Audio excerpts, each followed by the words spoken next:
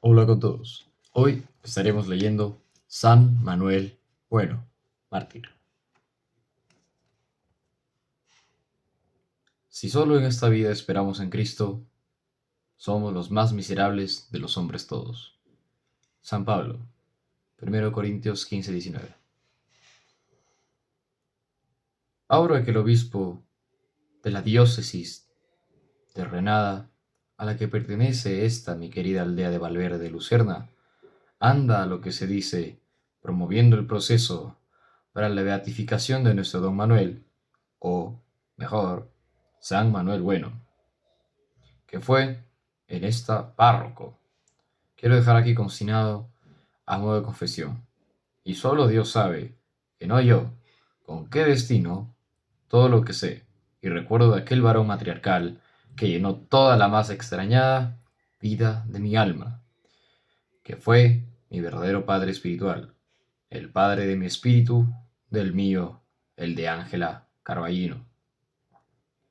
Al otro, a mi padre carnal y temporal, apenas si le conocí, pues se me murió siendo yo muy niña. Sé que había llegado de forastero a nuestra Valverde de Lucerna, que aquí arraigó al casarse aquí con mi madre. Trajo consigo unos cuantos libros, El Quijote, obras de teatro clásico, algunas novelas, historias, el Bertoldo, todo revuelto. Y de esos libros, los únicos que casi había en toda la aldea, devoré yo en sueños siendo niña. Mi buena madre apenas si me contaba hechos o dichos de mi padre, los de don Manuel, a quien, como todo el mundo, adoraba, de quien estaba enamorada, claro que, castísimamente, le habían borrado el recuerdo de los de su marido, a quien encomendaba a Dios y fervorosamente cada día al rezar el rosario. De nuestro don Manuel me acuerdo como si fuese de otra cosa de ayer, siendo yo niña, a mis 10 años, antes de que me llevaran al colegio de religiosas de la ciudad catedrática de Renada. Tendría él, nuestro santo, entonces unos 37 años. Era alto, delgado, erguido, llevaba la cabeza como nuestra peña del buitre, lleva su cresta y había en sus ojos toda la hondura azul de nuestro lago. Se llevaba las miradas de todos, y tras ellas los corazones. Y a él, al mirarnos, parecía, traspasando la carne como un cristal, mirarnos al corazón. Todos le queríamos, pero sobre todo los niños. Qué cosas nos decía. Eran cosas, no palabras. Empezaba el pueblo a olerle la santidad. Se sentía lleno y embriagado de su aroma. Entonces fue cuando mi hermano Lázaro, que estaba en América, de donde nos mandaba regularmente dinero con que vivíamos en decorosa holgura, hizo que mi madre me mandase al colegio de religiosas, a que se complementara fue de la aldea mi educación. Y esto aunque él, a Lázaro, no le hiciese mucha gracia a las monjas. Pero como ahí no se escribía, no hay hasta ahora, que yo sepa, colegios laicos y progresivos, y menos para señoritas. Hay que atenerse a lo que haya. Lo importante es que Angelita se pula y que no siga entre esas safias aldeanas. Y entré en el colegio, pensando en un principio hacerme en el maestra, pero luego se me atragantó la pedagogía. En el colegio conocí a niñas de la ciudad intimé con algunas de ellas, pero seguía atenta a las cosas y a las gentes de nuestra aldea, de la que recibía frecuentes noticias y tal vez alguna visita. Y hasta el colegio llegaba la fama de nuestro párroco, de quien empezaba a hablarse de la ciudad episcopal. Las monjas no hacían sino interrogarme respecto a él. Desde muy niña alimenté, no sé bien cómo, curiosidades, preocupaciones e inquietudes, debidas, en parte al menos, a aquel revoltijo de libros de mi padre. Y todo ello se me medró en el colegio, en el trato, sobre todo con una compañera que se me aficionó desmedidamente y que unas veces me proponía que entrásemos juntas A la vez, era un mismo convento, jurándonos y hasta firmando el juramento con nuestra sangre. Hermandad perpetua. Y otras veces me hablaba, con los ojos semicerrados, de novios y aventuras matrimoniales. Por cierto que no le he vuelto a saber de ella ni de su suerte. Y eso que cuando se hablaba de nuestro don Manuel, o cuando mi madre me decía algo de él en sus cartas, y era casi en todas, que yo le leía a mi amiga, ésta exclamaba como en arrobo: ¡qué suerte, chica, la de poder vivir cerca de un santo así, de un santo vivo, de carne y hueso, y poder besarle la mano! Cuando vuelvas a tu pueblo, escríbeme mucho, mucho y cuéntame de él. Pasé en el colegio unos 5 años, que ahora se me pierden como un sueño de madrugada en la lejanía del recuerdo, y a los 15 volvía a mi Valverde de Lucerna. Ya todo era Don Manuel con el lago y con la montaña. Llegué ansiosa de conocerle, de ponerme bajo su protección, de que él me marcara el sendero de mi vida.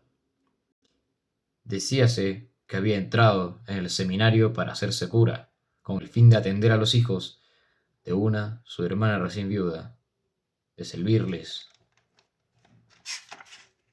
de padre, que en el seminario se había distinguido por su agudeza mental y su talento, y que había rechazado ofertas de brillante carrera eclesiástica, porque él no quería ser sino de su Valverde de Lucerna, de su aldea perdida como un broche, entre el lago y la montaña, que se mira en él. Y cómo quería a los suyos. Su vida era arreglar matrimonios desavenidos, reducir a sus padres hijos indómitos, o reducir los padres a sus hijos, y sobre todo consolar a los amargados y atediados, y ayudar a todos a bien morir. Me acuerdo, entre todas otras cosas, de que al volver de la ciudad, la desgraciada hija de la tía Rabona, que se había perdido y volvió, soltera y desahuciada, trayendo un hijo consigo. Don Manuel no paró hasta que hizo que se casase con ella, su antiguo novio, Perote, y reconociese como suya a la criaturita, diciéndole: mira, de padre este pobre crío, que no le tiene más que en el cielo. Pero don Manuel, si no es mía la culpa. ¿Quién lo sabe, hijo? ¿Quién lo sabe? Y sobre todo, no se trata de la culpa. Y hoy el pobre Perote, inválido, paralítico, tiene como báculo y consuelo su vida al hijo aquel que, contagiado de la santidad de don Manuel, reconoció por suyo, no siéndolo. En la noche de San Juan, la más breve del año, solían y suelen acudir a nuestro lago todas las pobres mujerucas, y no pocos hombrecillos, que se creen poseídos, endemoniados, y que parece no son histéricos, y que a veces epilépticos. Y don Manuel emprendió la tarea de hacer él de lago, de piscina probática, y de tratar de aliviarles, y si era posible, de curarles. Y era tal la acción de su presencia, de sus miradas, y tal sobre toda dulcísima autoridad de sus palabras, y sobre todo de su voz. ¡Qué milagro de voz! Que consiguió curaciones sorprendentes, con lo que creció su fama, que él atraía a nuestro lago y que él a todos los enfermos del contorno, y alguna vez llegó una madre pidiéndole que hiciese un milagro en su hijo, a lo que contestó sonriéndole tristemente: no tengo la licencia del obispo para hacer milagros. Le preocupaba, sobre todo, que anduviesen todos limpios. Si alguno llevaba un roto en su vestidura, le decía: anda a ver al sacristán y que te recomiende y que te remiende eso. El sacristán era sastre, y cuando el día 1 de año iban a felicitarle por ser el de su santo patrono era el mismo Jesús, nuestro Señor.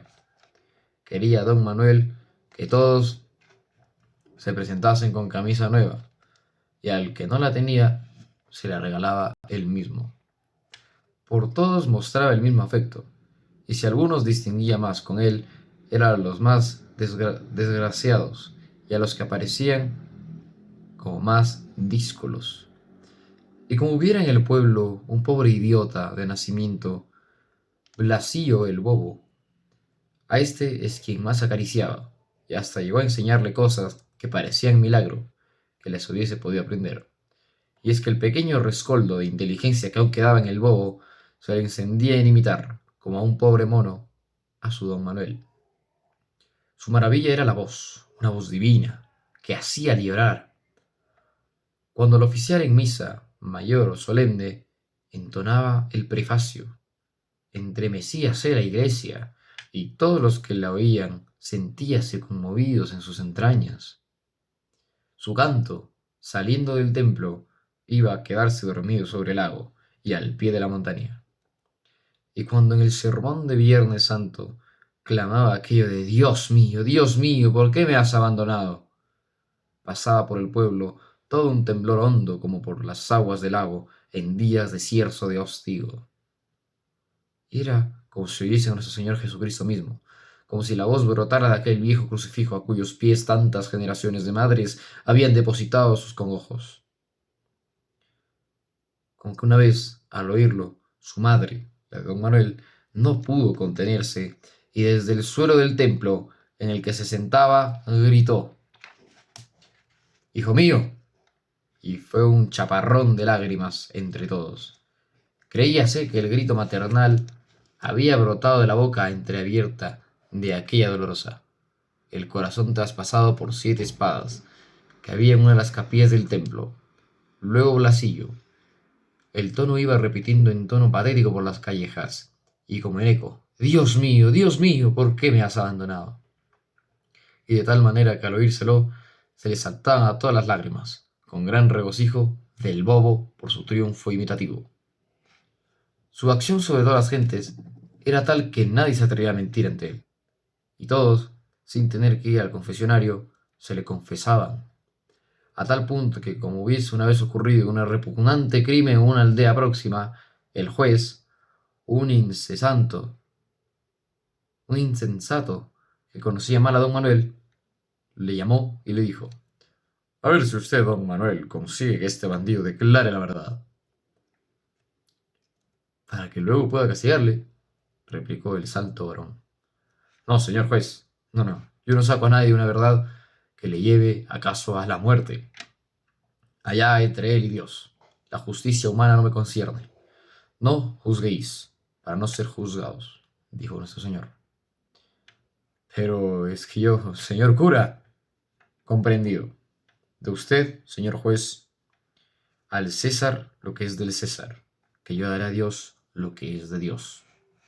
Y al salir, mirando fijamente al presunto reo, le dijo: «Mira ahí si Dios ha perdonado, que es lo único que importa».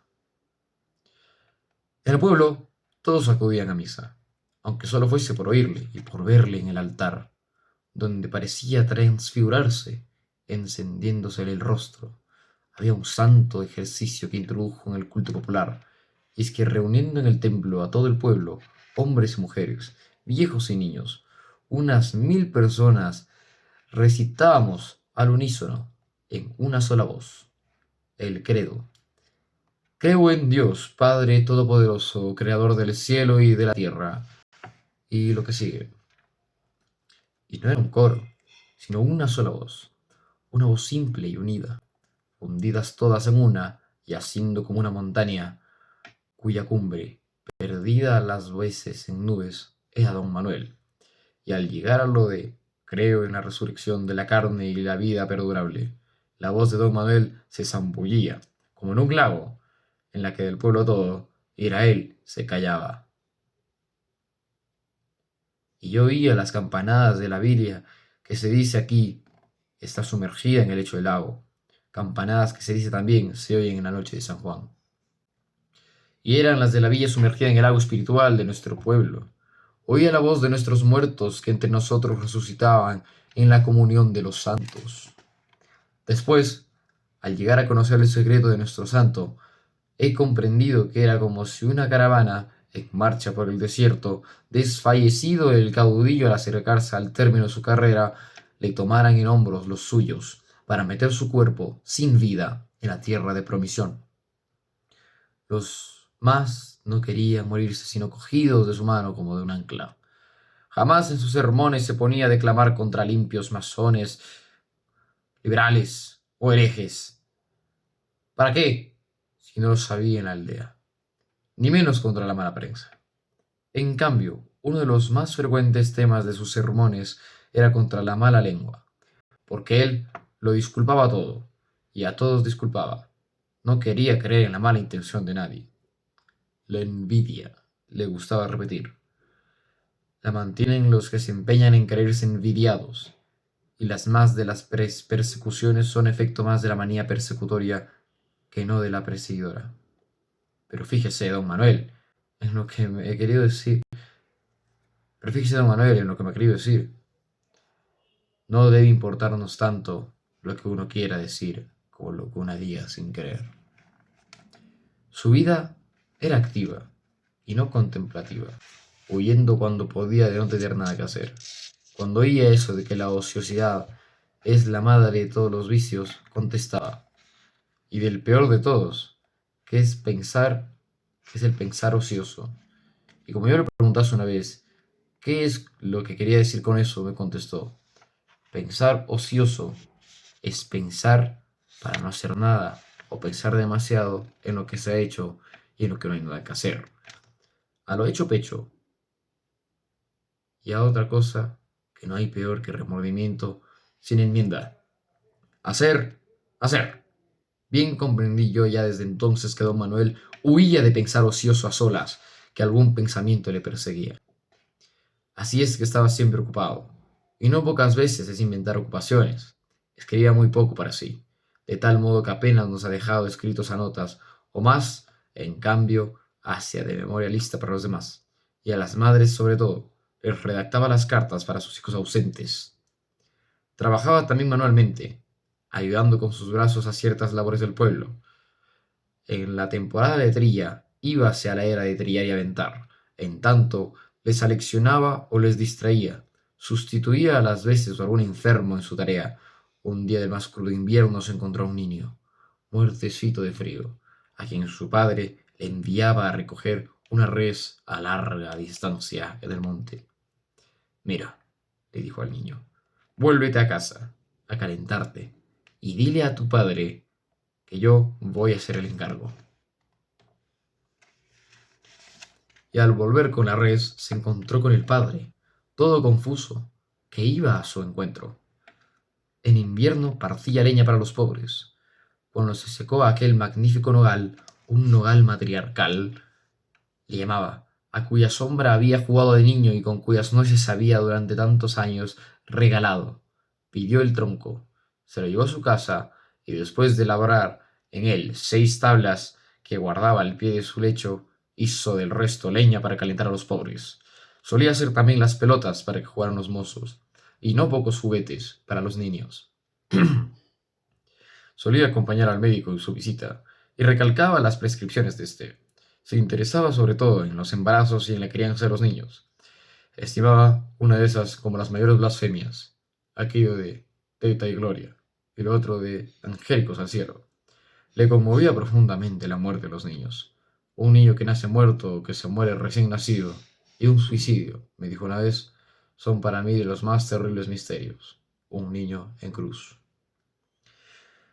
Y como una vez, por haberse quitado uno la vida, le preguntara al padre del suicida, un forastero, si le daría tierra sagrada, le contestó, seguramente, pues en el último momento, en el segundo de la agonía, se arrepintió, sin duda alguna. Iba también a menudo a la escuela a ayudar al maestro, a enseñar con él, y no solo en el catecismo, y escuía de la ociosidad y de la soledad, de tal modo que por estar en el pueblo, y sobre todo con el mocerío y la chiquitería, solía ir al baile. Y más de una vez se puso en él a tocar el tamboril para que los mozos y las mozas bailasen, y esto que en otro hubiera parecido grotesca profanación del sacerdocio, en él tomaba un sagrado carácter, y como de rito religioso.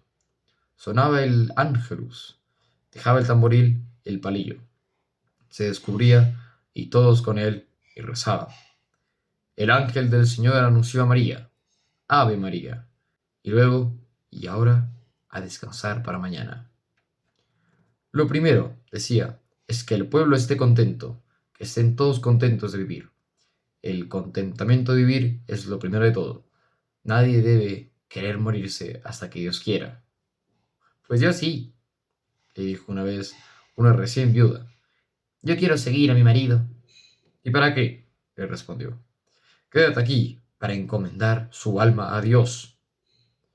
En una boda dijo una vez, ay, si pudiese cambiar el agua, toda nuestro lago en vino, en un vinillo que por mucho que de él se bebiera, alegrara siempre sin emborrachar nunca, o por lo menos con una borrachera alegre. Una vez pasó por el pueblo una banda de pobres titiriteros. El jefe de ella, que llegó con la mujer gravemente enferma y embarazada, y con 3 hijos que le ayudaban, hacía de payaso. Mientras él estaba en la plaza del pueblo haciendo reír a los niños y aún a los grandes, ella, sintiéndose de pronto gravemente indispuesta, se tuvo que retirar, y se retiró escoltada por una mirada de congoja del payaso y una risotada de los niños, y escoltada por don Manuel, que luego en un rincón de la cuadra de la posada la ayudó a bien morir. Y cuando acabada la fiesta supo el pueblo y supo el payaso la tragedia, fuéronse todos a la posada, y el pobre hombre diciendo con llanto en la voz, bien se dice, señor cura, que es usted todo un santo. Se acercó a éste queriéndole tomarle la mano para besársela, pero don Manuel se adelantó, y tomándosela al payaso, pronunció ante todos, el santo eres tú, honrado payaso. Te vi trabajar y comprendí que no solo lo haces para dar pan a tus hijos, sino también para dar alegría a los otros. Yo te digo que tu mujer, la madre de tus hijos, a quien he despedido a Dios mientras trabajabas y alegrabas, descansa en el Señor, y que tú irás a juntarte con ella y a que te paguen riendo los ángeles a los que haces reír en el cielo de contento. Y todos, niños y grandes, lloraban, pero lloraban tanto de pena como de un misericordioso contento en que la pena se ahogaba. Y más tarde, recordando aquel solemne rato, he comprendido que la alegría imperturbable de don Manuel era la forma temporal y terrena de una infinita y eterna tristeza que con heroica santidad recataba a los ojos y oídos de los demás. Con aquella su constante actividad, con aquel mezclarse en las tareas y las diversiones de todos, parecía querer huir de sí mismo, querer huir de su soledad. Le temo a la soledad, repetía. Más aún así, de vez en cuando se iba solo, orilla del lago, a las ruinas de aquella vieja abadía donde aún parecen reposar las almas de los piadosos cistercienses, a quienes has sepultado en el olvido de la historia. Allí está la celda del llamado Padre Capitán, y en sus paredes se dice que aún quedan señales de la gota de sangre con la que salpicó al mortificarse. ¿Qué pensaría allí nuestro don Manuel? Lo que sí recuerdo es que una vez, hablando de la abadía, le preguntase yo cómo era que no se le había ocurrido ir al claustro. Me contestó, no es sobre todo porque tenga, como tengo, mi hermana viuda y mis sobrinos a quienes sostener, que Dios ayuda a sus pobres, sino porque yo no nací para ermitaño, para anacoreta. La soledad me mataría el alma, y en cuanto a un monasterio, mi monasterio es Valverde de Lucerna. Yo no debo vivir solo, yo no debo morir solo. Debo vivir para mi pueblo, morir para mi pueblo. ¿Cómo voy a salvar mi alma si no salvo las de mi pueblo? Pero es que ha habido santos ermitaños, solidarios, le dije.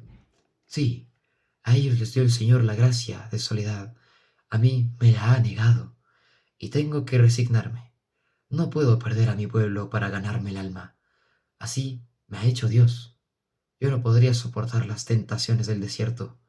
Yo no podría llevar solo la cruz del nacimiento. He querido con esos recuerdos, de los que vive mi fe, retratar a nuestro don Manuel tal como era cuando yo, mocita cerca de 16 años, volví del colegio de religiosas de Renada a nuestro monasterio de Valverde de Lucerna, y volví a ponerme a los pies de su abad. «Hola, la hija de la Simona», me dijo en cuanto me vio, «y hecha ya toda una moza, y sabiendo francés, y bordar y tocar el piano, y qué sé yo qué más. Ahora a prepararte para darnos otra familia. Y tu hermano Lázaro, ¿cuándo vuelve? ¿Sigue en el Nuevo Mundo? ¿No es así?» «Sí, señor, sigue en América». «El Nuevo Mundo. Y nosotros en el Viejo. Pues bueno, cuando le escribas, dile de parte del cura, que estoy deseando saber cuándo vuelve del Nuevo Mundo a este viejo, trayéndonos las novedades de por allá. Y dile que encontrará al lago y a la montaña como les dejó». Cuando me fui a confesar con él, mi turbación era tanta que no acertaba a articular palabra. Recé el yo pecadora, balbuceando, casi sollozando, y él, que lo observó, me dijo: «Pero, ¿qué te pasa, corderilla? ¿De qué o de quién tienes miedo?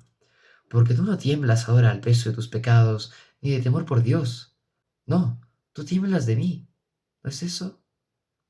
Me eché a llorar. «Pero, ¿qué es lo que te han dicho de mí? ¿Qué leyendas son esas? ¿Acaso tu madre? Vamos, vamos, cálmate. Y haz cuenta que estás hablando con tu hermano». Me animé y empecé a confiarle mis inquietudes, mis dudas, mis tristezas. Bah, bah, bah. ¿Y de dónde has leído eso, Marisabadilla? Todo eso es literatura. No te des demasiado a ella, ni siquiera a Santa Teresa. Y si quieres, distráete. Lee el Bertoldo, que leía tu padre. Salí de aquella, mi primera confesión, con el santo hombre profundamente consolada. Y aquel mi temor primero, aquel más que respeto miedo, con que me acerqué a él, trocóse en una lástima profunda. Era yo entonces una mocita, una niña casi, pero empezaba a ser mujer. Sentía en mis entrañas el jugo de la maternidad, y al encontrarme en el confesionario junto al santo varón, sentí como una callada confesión suya en el susurro sumiso de su voz, y recordé cómo, cuando el calmar en la iglesia las palabras de Jesucristo, al clamar él en la iglesia las palabras de Jesucristo: Dios mío, ¿por qué me has abandonado?». Su madre, la de don Manuel, respondió desde el suelo: «Hijo mío». Y oí este grito que desgarraba la quietud del templo, y volví a confesarme con él para consolarle. Una vez que en el confesionario le expuse una de aquellas dudas, él me contestó: «A ello ya sabes, lo del catecismo, lo del catecismo. Esto no me lo preguntéis a mí, que soy ignorante. Doctores, tiene la Santa Madre Iglesia, que os sabrán responder». «Pero si el doctor aquí es usted, don Manuel». «¿Yo? ¿Yo, doctor? Ni por pienso. Yo, doctorcilla, no soy más que un pobre cura de aldea. Y esas preguntas, ¿sabes quién te las insinúa? ¿Quién te las dirige? Pues el demonio». Y entonces, envalentonándome, le espeté a boca de jarro: «¿Y si se las dirigiese a usted, don Manuel?». «¿A quién? ¿A mí? ¿Y el demonio? No nos conocemos, hija, no nos conocemos». «¿Y si se las dirigiera?».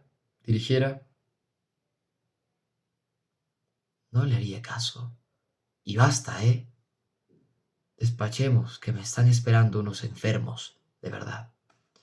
Me retiré, pensando, no sé por qué, que nuestro don Manuel, tan afamado curandero de endemoniados, no creía en el demonio. Y al irme hacia mi casa topé con el Blasillo el bobo, que acaso rondaba el templo y que al verme, para agasajarme con sus habilidades, repitió: «¿Y de qué mundo? ¿Y de qué modo?». Lo de Dios mío, ¿por qué me has abandonado?». Llegué a casa, acongojonadísima, y me encerré en mi cuarto para llorar, hasta que llegó mi madre.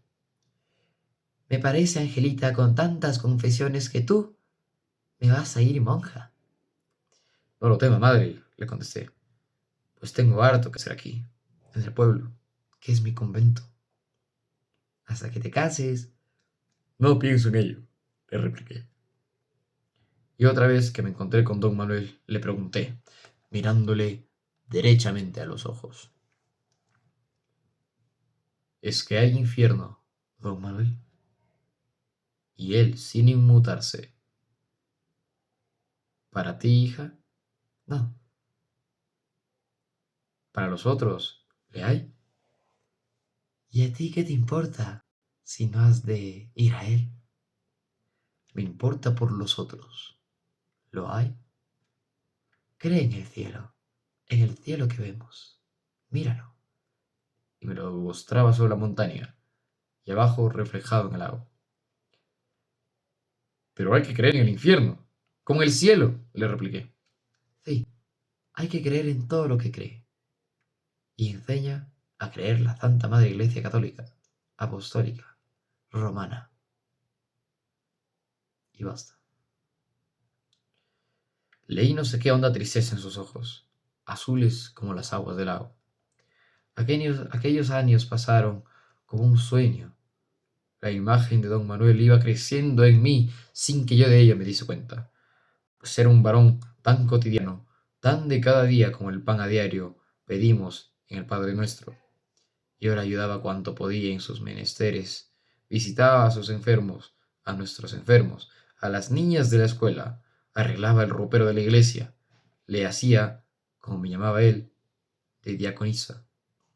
Fui unos días invitado por él, una compañera de colegio, a la ciudad. Fui unos días invitada por una compañera de colegio a la ciudad y tuve que volverme, pues en la ciudad me ahogaba. Me faltaba el agua, sentía sed de la vista de las aguas del lago, hambre de la vista de las peñas de la montaña. Sentía sobre todo la falta de mi don Manuel, y como si su ausencia me llamara, como si corriese un peligro lejos de mí, como si me necesitara. Empezaba yo a sentir una especie de afecto maternal hacia mi padre, espiritual. Quería aliviarle del peso de su cruz del nacimiento. Así fui llegando a mis 24 años, que es cuando volvió de América, con un caudalillo ahorrado, mi hermano Lázaro. Llegó acá, a Valverde de Lucerna, con el propósito de llevarnos a mí y a nuestra madre a vivir a la ciudad, acaso a Madrid. En la aldea, decía, se entontece, se embrutece y se empobrece uno. Y añadía, civilización es lo contrario de ruralización. Aldeanerías no, que no hice que fueras al colegio para que te pudras luego aquí, entre esos safios patanes. Yo callaba, aún dispuesta a resistir la inmigración, pero nuestra madre, que pasaba ya de la sedentena, se opuso desde un principio. A mi edad de cambiar de aguas, dijo primero, mas luego dio a conocer claramente que ella no podría vivir fuera de la vista de su lago, de su montaña, y sobre todo de don Manuel.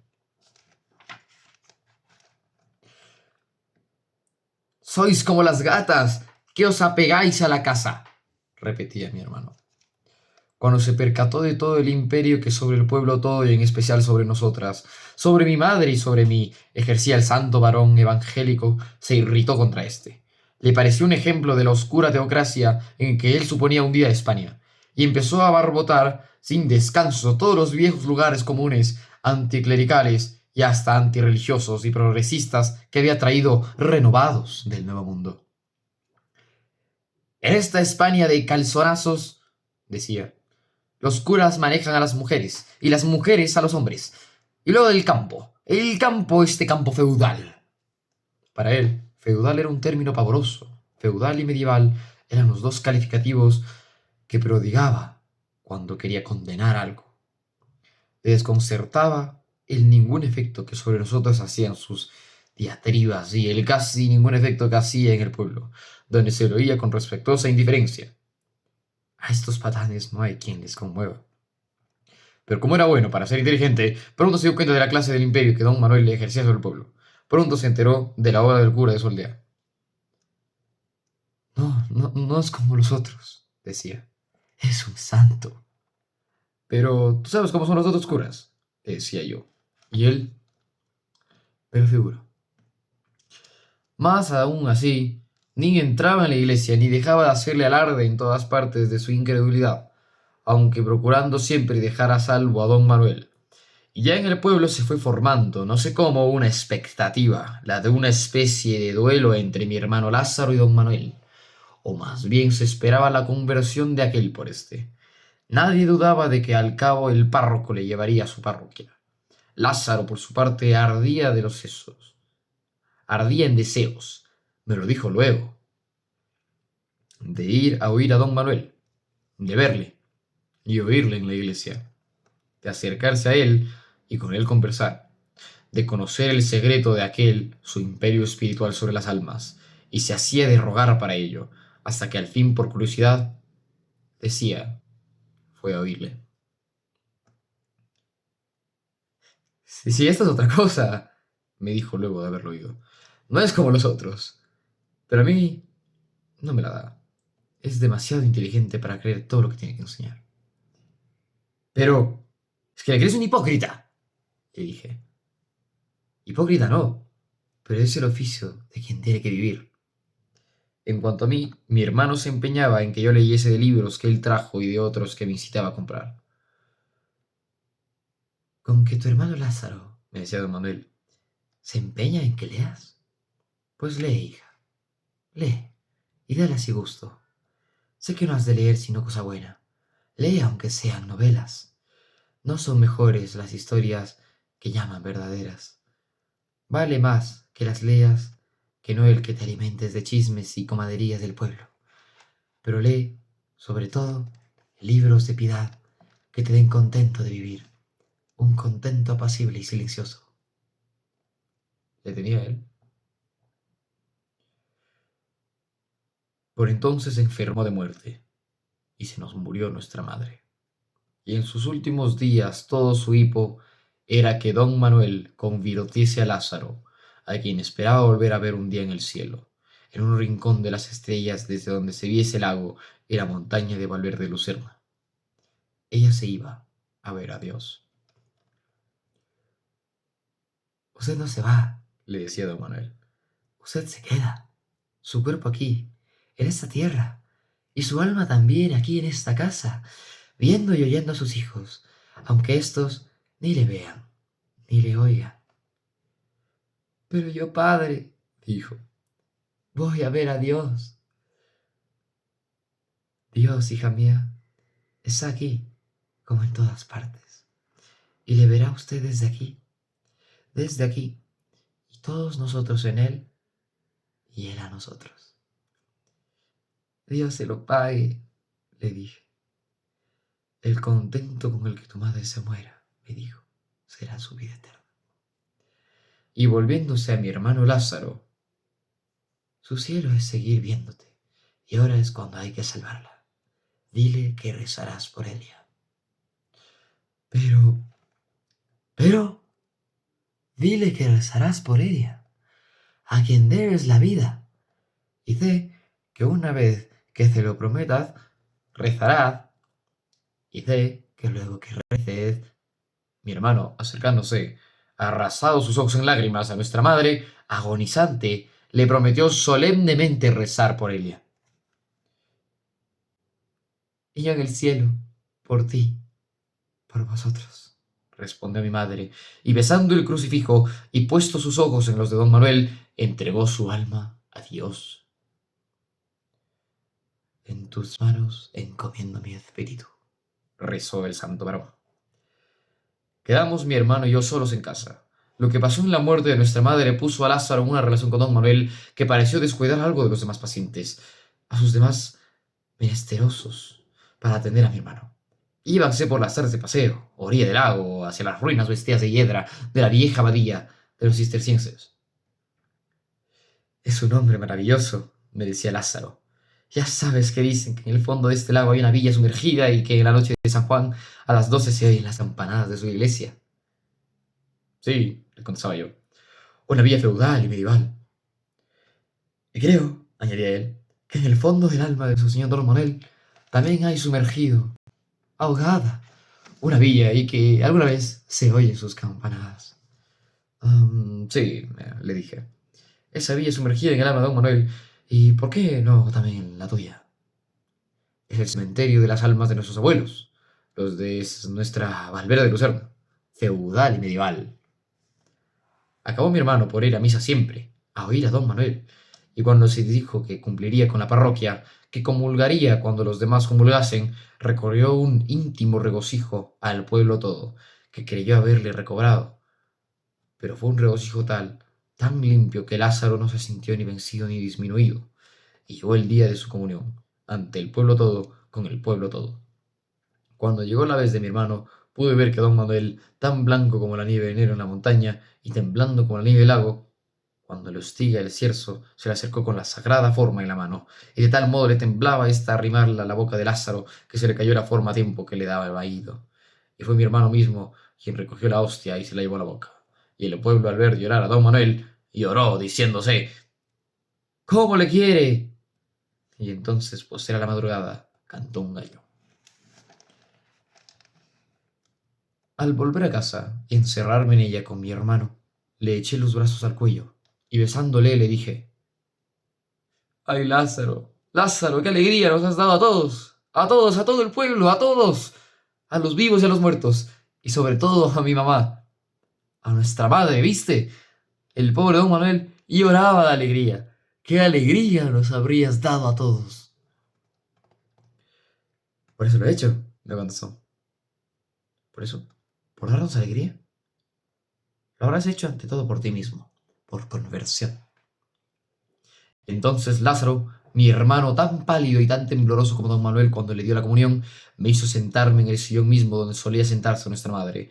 Tomó huelgo, y luego, como en íntima confesión doméstica y familiar, me dijo, mira, Angelita, he llegado a la hora de decirte la verdad, toda la verdad, y te la voy a decir, porque debo decírtela, porque a ti no puedo callártela, y porque, además, habría de adivinarla a medias, que es lo peor, más tarde o temprano.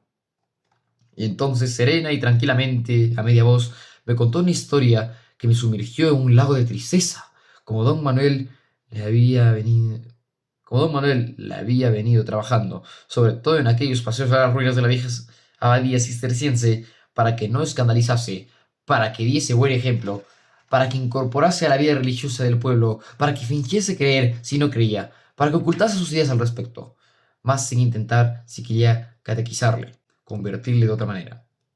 Pero, ¿es eso posible? Exclamé consternada.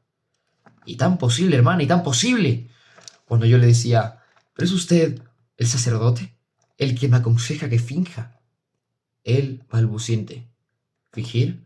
Fingir no. Eso no es fingir. Toma, bendita, que dijo alguien, y acabarás creyendo.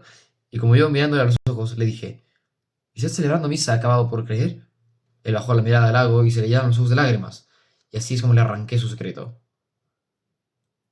¡Lázaro! Gemí. Y en aquel momento pasó por la calle Blasillo el bobo, clamando su Dios mío, ¿por qué me has abandonado?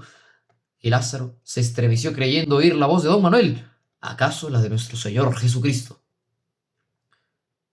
Entonces, prosiguió mi hermano, comprendí sus móviles, y con esto comprendí su santidad, porque es un santo, hermana, todo un santo. No trataba al emprender ganarme para su santa causa, porque es una causa santa, santísima, a arrojarse arrogarse un triunfo, sino para lo hacía por la paz, por la felicidad, por la ilusión, si quieres, de los que están encomendados. Comprendí que si se los engaña así, si es que los engaño, no es por medrar.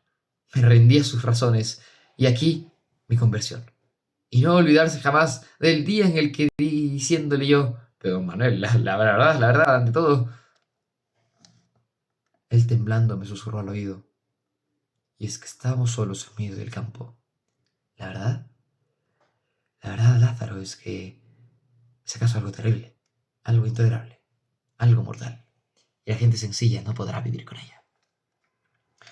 ¿Y por qué me deja entrever ahora aquí como en confesión? Le dije. Y él, porque si no, me atormentaría tanto, tanto que acabaría gritándole en medio de la luz de la plaza. Y eso jamás, jamás, jamás. Yo estoy para hacer vivir a las almas de mis frigueces, para hacerles felices, para hacerles que sueñen inmortales, y no para matarles. Lo que aquí hace falta es que vivan sanamente, que vivan una unanimidad de sentido y con la verdad. Con mi verdad no vivirán, que vivan. Y esto hace la Iglesia, hacerlas vivir. Religión verdadera, todas las religiones son verdaderas en cuanto hacen vivir espiritualmente a los pueblos que profesan, en cuanto les consuelan de haber tenido que nacer para morir. Y para cada pueblo la religión más verdadera es la suya, la que ha hecho. ¿Y la mía es consolarme en consolar a los demás, aunque el consuelo que les doy no sea el mío. Jamás olvidaré sus palabras.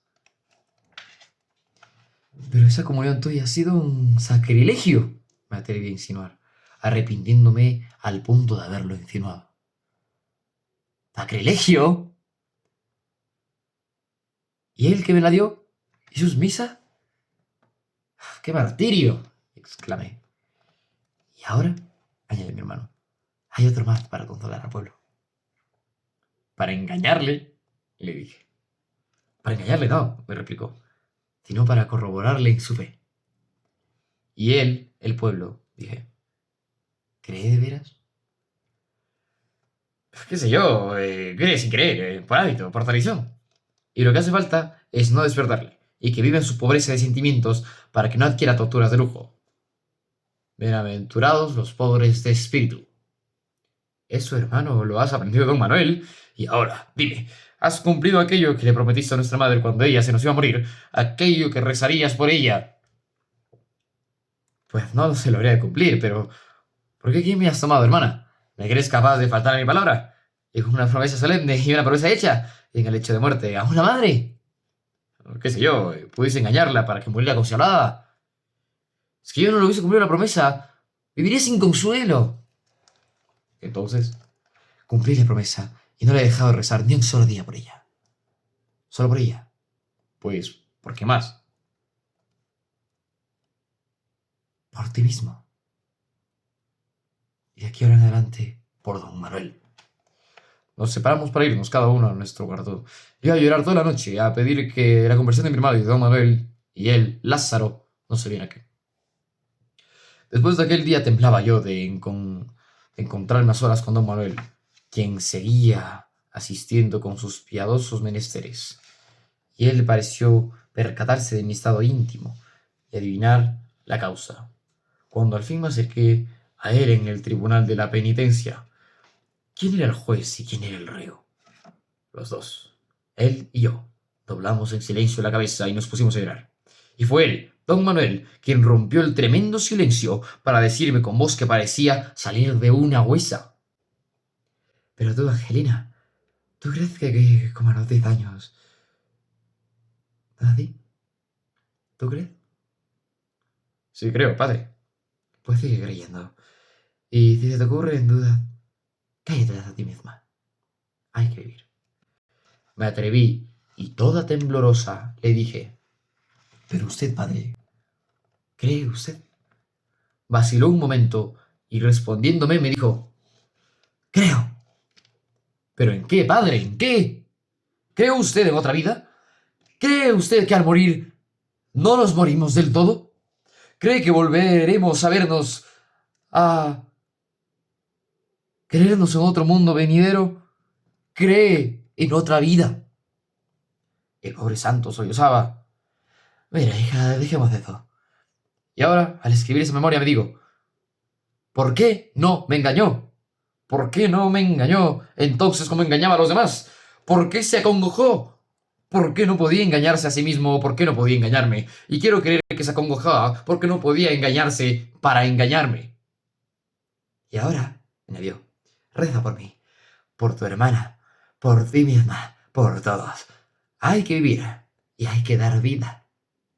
Y después de una pausa, ¿Y por qué no te casas, Angelina?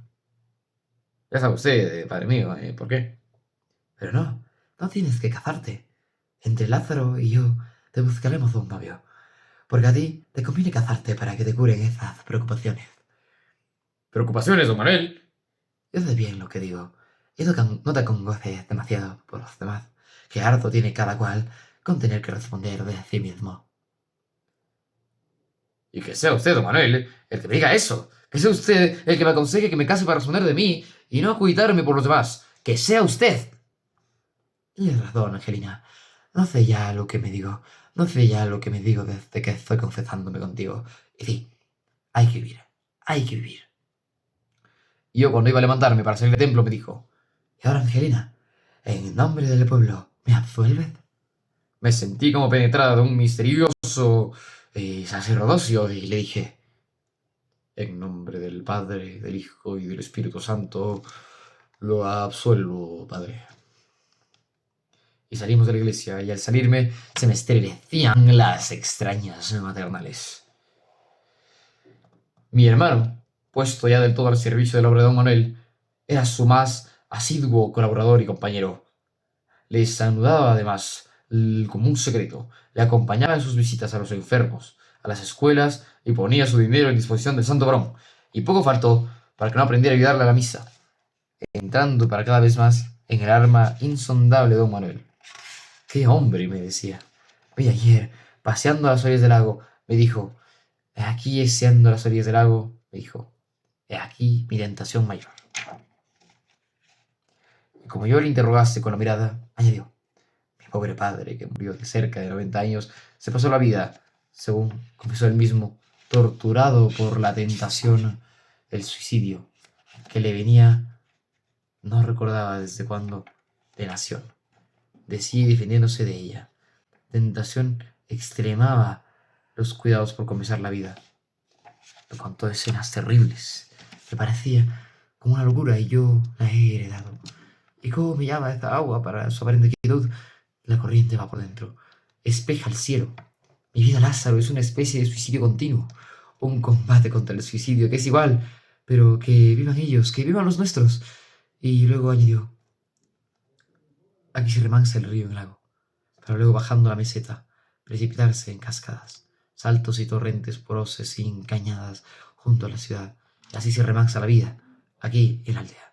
Pero la tentación del suicidio es mayor aquí, junto al remanso, que espeja de noche las estrellas, que oro junto a las cascadas dan miedo. Mira, Lázaro, he asistido a bien morir a los pobres aldeanos, ignorantes, analfabetos, que apenas se habían salido de la aldea, y he podido saber de sus labios, y cuando no adivinarlo, la verdadera causa de su enfermedad de muerte, y he podido mirar allí la cabecera de su lecho de muerte, toda la negrura de sí mismo y el asedio de vivir, 1000 veces peor que el hambre. Sigamos, pues, Lázaro, suicidándose en nuestra obra y en nuestro pueblo, y que sueñe.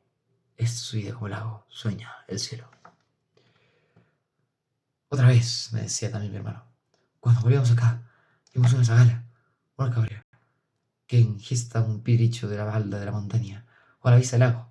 Estaba cantando con una sola voz más fresca que las aguas del este. Don Manuel me detuvo y señalándome dijo, mira, parece que es como si hubiese acabado el tiempo, como si esa ságara hubiese estado allí desde siempre, y como siempre cantando como está, y como hubiera de seguir estando así siempre, como estuvo cuando empezó mi conciencia, como será cuando se acabe. Esa ságara forma parte con las rosas, las nubes, los árboles, las aguas de la naturaleza, y no de la historia, como siente, como anima don Manuel con la naturaleza. Nunca olvidaré el día de la nevada en la que me dijo, ¿has visto a Lázaro? Misterioso mayor que el de la nieve cayendo en el lago, y muriendo en él, mientras cubre con toda toga a la montaña. Don Manuel tenía que contener a mi hermano en su celo y su inexperiencia de neófito, y como si supiese de esta andaba predicando contra ciertas supersticiones populares. Hubo de decirle, déjalos. Es tan difícil hacerles comprender dónde acaba la creencia ortodoxa y dónde empieza la superstición, y más para nosotros. Déjalos, pues mientras más se consuelen, vale más que se lo crean todo. Aún cosas contradictorias entre sí, a no ser que no crean nada. Eso de que él cree que demasiado acaba por no creer nada es cosa de protestantes. No protestemos. La protesta mata el contento.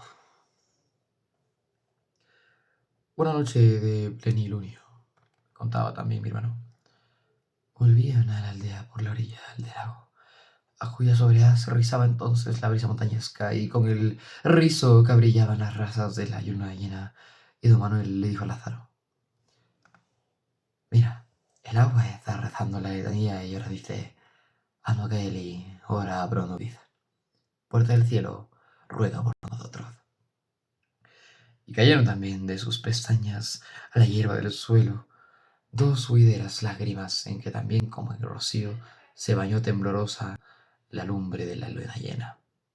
E iba corriendo el tiempo y observábamos mi hermano y yo que las fuerzas de don Manuel empezaban a decaer, que ya no lograba contener del todo la insondable tristeza que le consumía, que acaso una enfermedad traidora le iba minando el cuerpo y el alma, y Lázaro, acaso para distraerle más, le propuso si no estaría bien que le fundasen en la iglesia algo así como un sindicato católico agrario.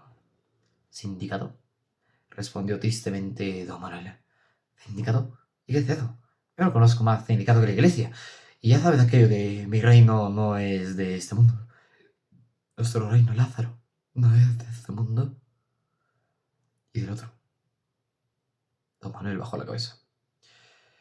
El otro Lázaro está aquí también, porque hay dos reinos en este mundo. O mejor, el otro mundo. Vamos, que no sé lo que me digo. Y en cuanto a esto del sindicato, no sentí un resbalío de tu época de progresismo. No, Lázaro. No, la religión no es para resolver los conflictos económicos o políticos de este mundo, que Dios les entregó a las disputas de los hombres. Piensa en los hombres y abren los hombres, y obren los hombres como pensaren y como obraren, que se consuelen de no haber, de haber nacido, que vivan lo más contentos que puedan en la ilusión de todo este que tiene una finalidad. Yo no he venido a someter a los pobres ricos, ni a predicar a estos que sometan a aquellos. Resignación y caridad de todos y para todos, porque también el rico tiene que resignarse a su riqueza y a la vida, y también al pobre tiene que tener caridad para con el rico. Cuestión social, diga eso no nos concierne. Y traen una nueva sociedad en que no haya ya ricos ni pobres, en que esté justamente repartida la riqueza, y en que todo esto sea a todos. ¿Y qué? ¿Y no crees que lo del bienestar general surgirá más fuerte el tedio a la vida? Sí, ya sé que uno de estos caudillos a la que llaman la revolución social ha dicho que la religión es el opio del pueblo. Opio, opio, opio. Sí, démosle opio, y que duerma y que sueñe.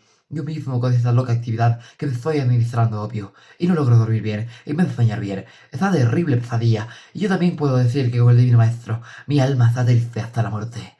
No, Lázaro, nada de los sindicatos por nuestra parte. Si lo forman ellos me parecerá bien, pues así se distraen. Que jueguen al sindicato, si eso les contenta. El pueblo todo observó que don Manuel le menguaban las fuerzas, que se fatigaba. Su voz misma, aquella voz que era un milagro, adquirió un cierto temblor íntimo. Se le asomaban las lágrimas con cualquier motivo, y sobre todo cuando hablaba al pueblo del otro mundo y de la otra vida, tenía que detenerse a ratos cerrando los ojos. Es que lo está viendo, decía. Y en aquellos momentos era Blasillo el bobo el que con más cuajo lloraba, porque ya Blasillo lloraba más que reía, y hasta sus risas sonaban a lloros. Al llegar la última semana de pasión que con nosotros, en nuestro mundo, nuestra aldea celebró don Manuel, y el pueblo todo presintió el fin de la tragedia, y como sonó entonces aquel Dios mío, ¿por qué me has abandonado?, el último que en público sollozó don Manuel, y cuando dijo lo del pueblo maestro al buen bandolero: todos los bandoleros son buenos, solía decir don Manuel. Aquello de mañana estarás conmigo en el paraíso, y la última comunión general que repartió nuestro santo cuando llegó a dársela a mi hermano, esta vez con mano segura después del litúrgico. Invitan a eternam. Se le inclinó al oído y le dijo: no hay más vida eterna que esta, que lo sueñen eterna, eterna de unos pocos años. Y cuando me dio a mí, me dijo: reza, hija, reza por nosotros. Y luego tan extraordinario que lo llevó en el corazón como el más grande misterio, y fue que me dijo con voz que parecía de otro mundo: y reza también por nuestro Señor Jesucristo. Me levanté sin fuerzas y como sonámbula, y todo en torno me pareció un sueño, y pensé: ¿habré de rezar también por el lago y por la montaña? Y luego: es que estaré endemoniada. Y en casa ya cogí el crucifijo con el cual entre las manos me había entregado a Dios su alma, mi madre, mirándolo a través de sus lágrimas y recordando él, Dios mío, ¿por qué me has abandonado? De nuestros dos Cristos, eres a esa tierra, y el de esa tierra recé. Hágase tu voluntad así como en la tierra, como en el cielo, primero y después. Y no nos dejes caer en tentación. Amén. Luego me volví a aquella imagen de la dolorosa, con su corazón traspasado por 7 espadas, que había sido el más doloroso consuelo de mi pobre madre, y recé. Santa María, Madre de Dios, ruega por nosotros pecadores, ahora en la hora de nuestra madre. Amén. Y apenas lo había rezado cuando me dije, ¿pecadores? ¿Nosotros pecadores? ¿Y cuál es nuestro pecado? ¿Cuál?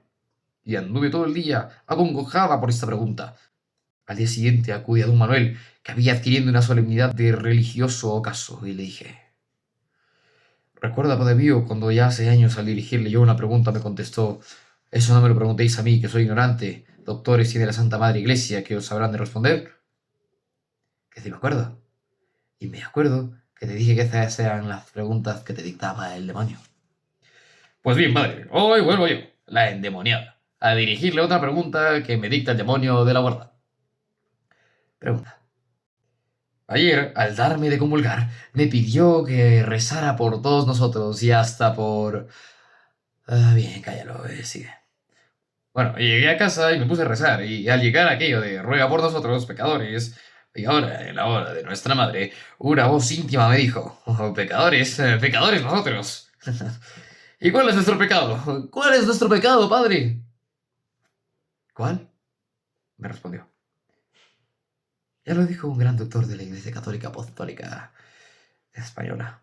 Ya lo dijo el gran doctor de la vida sueño. Ya dijo que el delito mayor del hombre es haber nacido. Ese es, hija, nuestro pecado, el de haber nacido. ¿Y se cura, padre? Vete y vuelve a rezar. Vuelve a rezar por nosotros, pecadores. Y ahora, en la hora de nuestra muerte, que al fin se cura el sueño, al fin se cura la vida, y al fin se acaba la cruz del nacimiento. Como dijo Calderón, al hacer de bien y al engañar bien, ni a un sueño se pierde. Y a la hora de su muerte llegó por fin. Todo el pueblo lo veía llegar, y fue más su gran lección. No quiso morirse ni un solo ni ocioso, ni solo ni ocioso.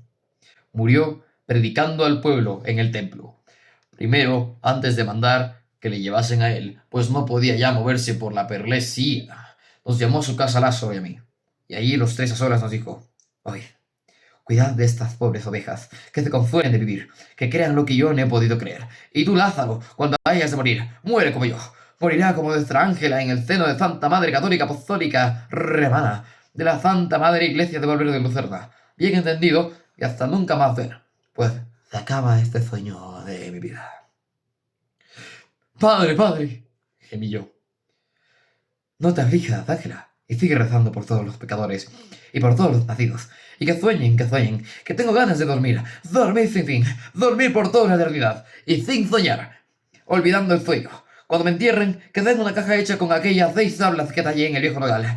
Pobrecito, a cuya sombra jugué de niño, cuando empezaba a soñar. Y entonces, si le creía en alma perdurable, es decir, me figura ahora que creía. Entonces, para un niño creer no es más que soñar.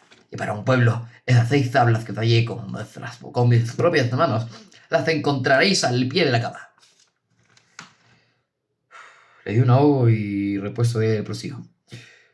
Recordaréis que cuando rezábamos todos en unanimidad de sentido y hechos pueblo, el credo al llegar al final, yo me callaba. Cuando los israelitas iban llegando al fin de la peregrinación por el desierto, el Señor les dijo a Aarón y a Moisés que por no haberle creído no meterían a su pueblo en tierra prometida, y les dijo subir al monte de Or, donde Moisés hizo desnudar a Aarón, que allí murió. Y luego subió Moisés desde las llanuras de Moab al monte Nebo, a la cumbre de Fadga, enfrente de Jericó. El Señor le mostró toda la tierra prometida a su pueblo, pero diciéndole a él, no pasarás allá. Y allí murió Moisés, y nadie supo de su sepultura. Y dejó por caudillo a Josué. Sé tú, Lázaro, mi Josué. Y si puedes, detener el sol, deténle, y no te imponte el progreso, como Moisés. He conocido al Señor, nuestro supremo ensueño, cara a cara. ¿Y sabes qué le dice la Escritura el que ve la cara a Dios? Que el que ve al Señor a los ojos de la cara con los que nos mira, se muere sin remedio, y para siempre. Que no le vea, pues la cara a Dios, nuestro pueblo, mientras viva. Que después de muerto ya no hay cuidado, pues no verá nada. Padre, padre, padre, volví a gemir. Y él, tú, Ángela, reza siempre, sigue rezando para que los pecadores todos sueñen hasta morir la resurrección de la carne y la vida es perdurable. Yo esperaba aún, y quién sabe, cuando dio otro ojo a don Manuel. Y ahora, añadió, ahora en la hora de mi muerte es ahora que hagáis que se me lleve en este mismo sillón a la iglesia para despedirme allí de mi pueblo que me espera. Se lo llevó a la iglesia y se puso en el sillón, en el presbiterio del pie del altar. Tenía entre sus manos un crucifijo. Mi hermano y yo nos pusimos contra él, pero fue Blasillo el bobo quien más se arrimó. Quería coger de la mano a don Manuel, besársela, y como algunos trataran de impedírselo, don Manuel les reprendió diciéndoles: «Dejadle que se me acerque. Ven, Blasillo, dame la mano». El bobo lloraba alegría, y don Manuel dijo: «Muy pocas palabras, hijos míos, pues apenas me siento con fuerzas para seguir. Y nada nuevo tengo que deciros. Ya os lo dije todo. Vivid en paz, contentos y esperando que todos nos veamos algún día en Bar Verde de Lucerna que hay allí, entre las estrellas de la noche que se reflejan en el agua, sobre la montaña. Y rezad, rezad a la Madrísima Santa María, Santísima Red de nuestro Señor. Sed buenos, que esto basta. Perdonadme el mal que haya por podido haceros sin quererlo y sin saberlo. Y ahora, después de que os dé mi bendición, rezad todos. Rezad todos, según al Padre Nuestro, el Ave María, el Salve y por el último credo». Luego, con el crucifijo que tenía en la mano, dio la bendición al pueblo, llorando las mujeres y los niños, y no pocos hombres. En la seguida empezaron las oraciones, que don Manuel oía en silencio y cogido de la mano por Blasío, que al son del ruego se iban durmiendo. Primero el Padre Nuestro con su «Hágase tu voluntad, así como en la tierra como en el cielo». Luego el Santa María con su «Ruega por nosotros los pecadores, ahora y en la hora de nuestra muerte». Ha seguido el Salve con su «Gimiendo y llorando en este valle de lágrimas». Y por último el credo. Y al llegar a la resurrección de la carne y la vida perdurable, todo el pueblo sintió que su santo había entregado su alma a Dios. Y no hubo que cerrar los ojos, pues se murió con ellos cerrados. Y al despertar a Blasillo nos encontramos con que se había ido a dormir con el Señor para siempre. Así que hubo luego que enterrar a dos cuerpos. El pueblo todo se fue enseguida a casa del santo a recoger reliquias, a repartirse retazos de sus vestiduras, a llevarse lo que pudieran como reliquia y recuerdo del bendito mártir. Mi hermano guardó su breviario, entre cuyas hojas encontró, desecada y como un herbario, una clavellina pegada en un papel, y en este una cruz con una fecha. Nadie en el pueblo quiso creer en la muerte de don Manuel. Todos esperaban verla a diario. ¿Acaso le veían pasar a lo largo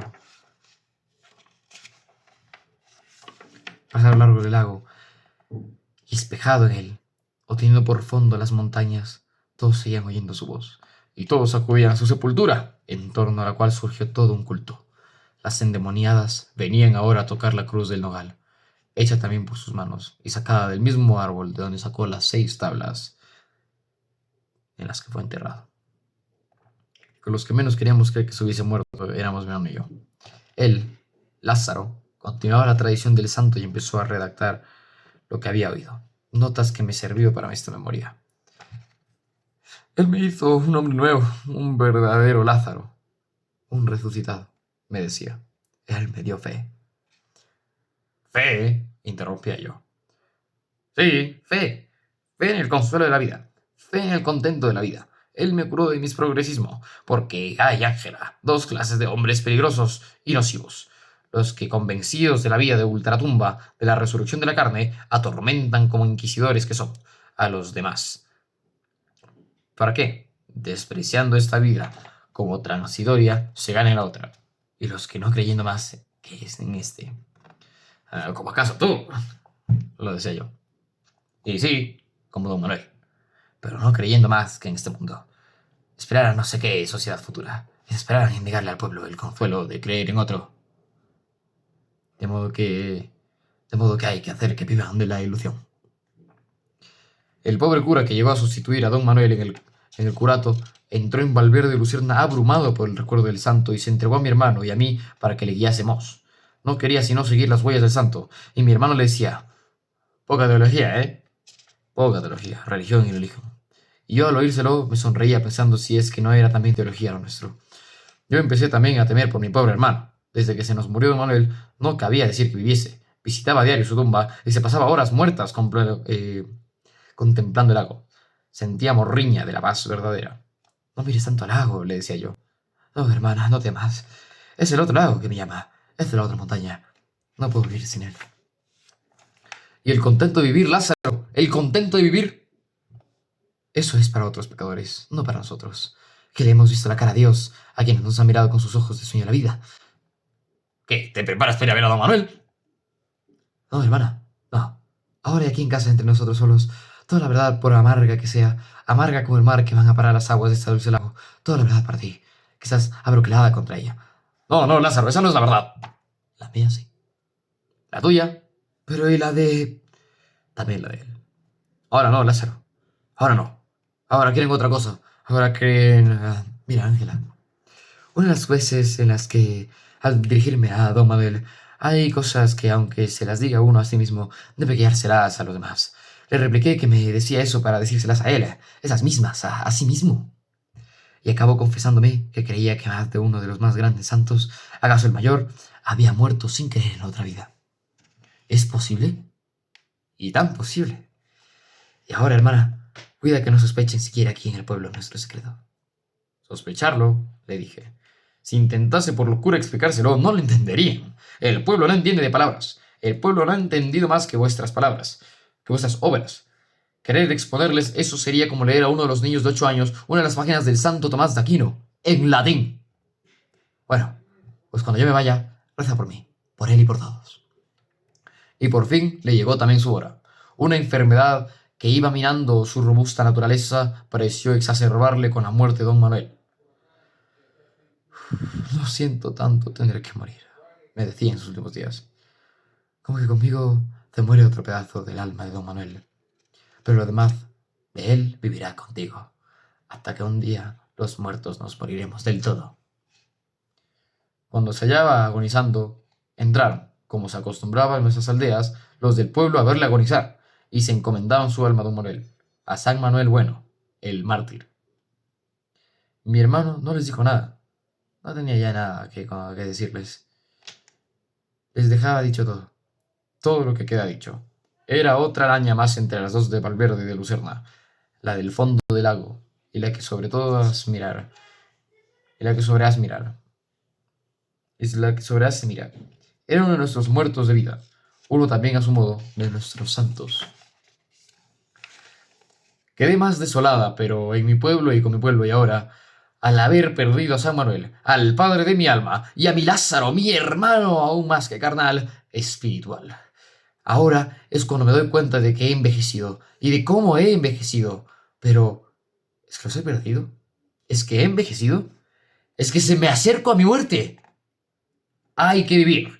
Él me enseñó a vivir. Él nos enseñó a vivir, a sentir la vida, a sentir el sentido de la vida, a sumergirnos en el alma de la montaña, en el alma del lago, en el alma del pueblo de la aldea, a perdernos en ella para quedarnos en ellas. Él me enseñó con su vida a perderme en la vida del pueblo de mi aldea y no sentirme yo pasar las horas. Y los días y los años, que no sentía pasar el agua del lago. Me parecía como si mi vida hubiese de ser siempre igual. No me sentía envejecer. No vivía yo ya en mí, sino que vivía en mi pueblo, y mi pueblo vivía en mí. Yo quería decir lo que ellos, los míos, decían sin querer. Salía a la calle, que era la carretera, y como conocía a todos, vivía en ellos y me olvidaba de mí, mientras que en Madrid, donde estuve alguna vez con mi hermano, como nadie conocía, sentíame en terrible soledad y torturada por tantos desconocidos. Y ahora, al escribir esta memoria, esta confesión íntima de mi experiencia de la santidad ajena, creo que don Manuel Bueno, que mi San Manuel y que mi hermano Lázaro se murieron creyendo en no creer lo que más nos interesa, pero sin creerlo, creyéndolo en una desolación activa y resignada. Pero, ¿por qué? Me he preguntado muchas veces. ¿No trató don Manuel de convertir a mi hermano también en un engaño, con una mentira, fingiéndose creyente sin serlo? Y he comprendido que fue porque comprendió que no le engañaría, que para él no le serviría el engaño, que solo con la verdad, con su verdad, le convertiría, que no habría conseguido nada si hubiese pretendido representar para él una comedia, tragedia más bien, la que representaba para salvar al pueblo, y así le ganó, en efecto, para su piadoso fraude, así le ganó con la verdad, de muerte a la razón de vida, y así me ganó a mí, que nunca dejé de transparentar a los otros su divino, su santísimo juego. Y si creía yo que Dios nuestro Señor, por no sé qué sagrados y no sé qué escudriñaderos designios, les hizo creerse incrédulos, y acaso en el acabamiento de su tránsito se les cayó venda, y yo creo, y yo creo. Y al escribir esto ahora, aquí en mi vieja casa materna, a mis más de 50 años, cuando empiezan a blanquear con mi cabeza mis recuerdos, está nevando, nevando sobre el lago, nevando sobre la montaña, nevando sobre las memorias de mi padre, el forastero, de mi madre, de mi hermano Lázaro, de mi pueblo, de mi San Manuel, y también sobre la memoria del pobre Blasillo, de mi San Blasillo, y que a él me ampare desde el cielo. Y esta nieve borra esquinas y borra sombras, pues hasta de noche la nieve alumbra, y yo no sé lo que es verdad y lo que es mentira, ni lo que vi y lo que soñé, o mejor lo que soñé y lo que solo vi, ni lo que supe ni lo que creí. No sé si estoy traspasando este papel, tan blanco como la nieve, mi conciencia que en él se ha de quedar, quedándome yo sin ella. ¿Para qué tenerla ya? ¿Es que sé algo? ¿Es que creo algo? ¿Es que esto que estoy aquí contando ha pasado y ha pasado tal y como lo cuento? ¿Es que pueden pasar estas cosas? ¿Y es que todo esto es más que un sueño soñado dentro de otro sueño? ¿Seré yo Ángela Carballino, hoy cincuentona, la única persona que en esta aldea se ve acometida de estos pensamientos extraños para los demás? ¿Y estos los otros, para los que me rodean, creen que esto de creer por lo menos viven? Y ahora creen en San Manuel Bueno, mártir, que sin esperar inmortalidad les mantuvo en la esperanza de ella. Parece que el ilustradísimo señor obispo, el que ha promovido el proceso de beatificación de nuestro santo de Valverde de Lucerna, se propone escribirle su vida, una especie de manual del perfecto párroco, y recoge para ello toda clase de noticias. A mí me las ha pedido con insistencia, ha tenido entrevistas conmigo, le ha dado toda la clase de datos, pero me ha callado siempre el secreto trágico que don Manuel y de mi hermano. Y es curioso que él no lo haya sospechado, y confío en que no llegue a su conocimiento todo lo que de esta memoria dejo consignado. Les temo a las autoridades de la tierra, a las autoridades temporales, aunque sean las de la iglesia, pero aquí se queda esto, y que sea de su suerte lo que fuere. ¿Cómo vino a parar a mis manos este documento, esta memoria de Ángela Carabalillo? He sido aquí, algo, lector, algo que debo guardar en secreto. Te lo doy tal cual, y como a mí me ha llegado, sin más que corregir pocas, muy pocas particularidades de redacción, que se parecen mucho a otras cosas que yo he escrito. Esto nada prueba contra su objetividad, su originalidad. Y sé yo además si no he creado fuera de mis seres reales y efectivos de alma e inmortalidad. ¿Sé yo aquel Augusto Pérez, el de mi novela Niebla? No tenía razón al pretender ser más real, más objetivo que yo mismo, al creía haberle inventado. De la realidad de este San Manuel Bueno, mártir, tal como me la ha revelado su discípula e hija espiritual Ángela Carballino. De esta realidad no se me ocurre dudar. Creo en ella más que creía el mismo santo. Creo en ella más que creía yo en mi propia realidad. Y ahora, antes de cerrar este epílogo, quiero recordarte, lector paciente, el versículo 9 de la epístola del olvidado apóstol San Judas, lo que hace un nombre, donde se nos dice, como mi celestial patrono, San Miguel Arcángel. Miguel quiere decir, ¿quién como Dios? Y Arcángel, archimensajero, disputó con el diablo. Diablo quiere decir acusador, fiscal, por el cuerpo de Moisés, y no tolero que se lo llevase a un juicio de maldición, sino que le dijo al diablo, el Señor te reprenda, y el que quiera entender, que entienda. Quiero también, ya que Ángela Carballino mezcló su relato a sus propios sentimientos, ni sé qué otra quepa, comentar yo aquí lo que ella dejó dicho de que si don Manuel y su discípulo Lázaro hubiesen confesado al pueblo su estado de creencia, el pueblo, no les habría entendido, ni les habría creído, añado yo. Habrían creído a sus propias obras y no a sus propias palabras, porque las palabras no sirven para apoyar las obras, sino que las obras bastan. Y para un pueblo como el de Valverde de Lucerna no hay más confesión que la conducta. Ni sabe el pueblo qué cosa es fe, ni acaso le importa mucho. Bien sé en lo que se da cuenta ese relato, si se quiere ser novelesco, y la novela es más íntima historia, la más verdadera, por lo que no me explico que haya quien se indigne de lo que se llame novela al Evangelio, lo que es elevarle en realidad sobre un cronicón cualquiera. Bien sé en lo que se cuenta en este relato, no pasa nada. Más espero que sea porque en ello todo se queda, como se quedan los lagos y las montañas, y las santas almas sencillas asentadas más allá de la fe y la desesperación, que en ellos, en los lagos y las montañas, fuera de la historia, en divina novela, se cobijaron. Eso es todo, San Manuel Bueno Mártir. Nos vemos en un siguiente audiolibro. Que descansen.